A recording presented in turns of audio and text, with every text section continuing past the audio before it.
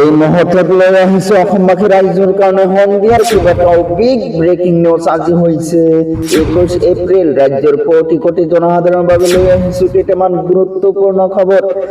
PM কিষাণৰ হিতাধিকাৰীৰ বাবে আহি পৰিছে ভাল খবৰ। পিএম কিষাণৰ ধন লাভ কৰা সকলৰ বাবে আহি পৰিছে ডাঙৰ খবৰ।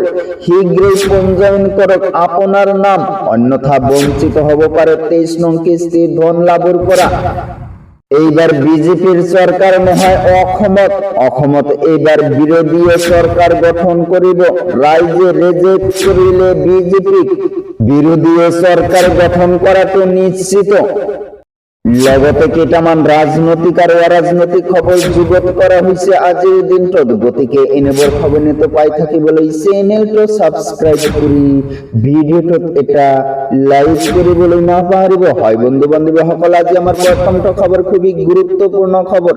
লগতে দেশৰ কোটি কোটি জনসাধাৰণৰ বাবে লৈ আহিছো এটা ডাঙৰ খবৰ। পিএম কিষাণৰ সন্মান নিধিৰ ধন লাভ কৰা সকলৰ বাবে আহি গ'ল ডাঙৰ খবৰ।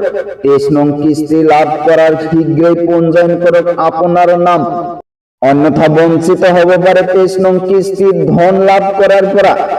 পঞ্জীয়ন নকৰা কৃষকে নাপাব পাৰে 23 নং কিস্তিৰ ধন। পঞ্জীয়ন কৰাৰ পিছত ঘৰতে আপোনাৰ আবেদনৰ স্থিতি পৰীক্ষা কৰক। আৰু কিদৰে কৰিব পৰীক্ষা জানিবলৈ ভিডিওটো সম্পূৰ্ণকৈ চাই লওক।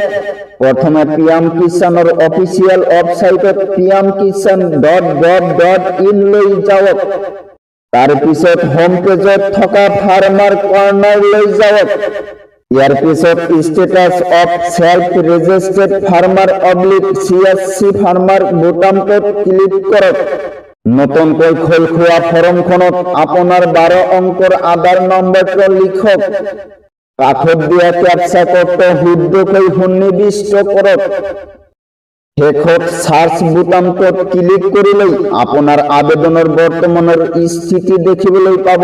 যদি আপোনাৰ পৰীক্ষা কৰি থকা হৈছে তেন্তে পেন্ডিং ফৰ এপ্ৰুভেল বুলি আহিব। সম্পূৰ্ণ পৰীক্ষা হলে এপ্ৰুভড বাই ডিস্ট্ৰিক্ট/ষ্টেট বুলি আহিব।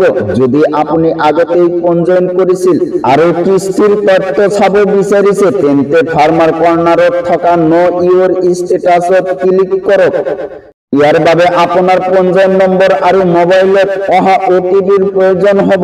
তাৰপিছত জনাইছো আমাৰ দ্বিতীয়টো খবৰ খুবই গুৰুত্বপূৰ্ণ খবৰ। লগতে অসমবাসী ৰাইজৰ কাৰণে এটা ডাঙৰ খবৰ। এইবাৰ বিৰোধীয়ে চৰকাৰ গঠন কৰিব। কোনো পক্ষে বিজেপিয়ে চৰকাৰ গঠন কৰিব নোৱাৰে। সাহসীয় দলে নিজৰ দুৰৱস্থা প্ৰকাশ কৰিছে। মুখ্যমন্ত্ৰী হিমন্ত বিশ্ব শৰ্মাৰ মুখত এতিয়া হতাশা। AIUDFৰ মানুহ হায়াৰ কৰি ইলেকশ্যন খেলিলে বিজেপি মিত্ৰজোঁটে। ৰাইজে ৰিজেক্ট কৰিছে বিজেপিক। অগপক নতুন AIUDF বনালে বিজেপিয়ে। য'ত যুঁজ নহ'ব বুলি ভাবিছিলো তাতেই প্ৰত্যাহ্বানৰ সন্মুখীন হৈছে বিজেপি। মন্তব্য অজাপৰ সভাপতি লুৰিণজ্যোতি গগৈ। পুনৰ কৈছে এইবাৰ বিৰোধীয়ে চৰকাৰ গঠন কৰিব নোৱাৰে অসমত।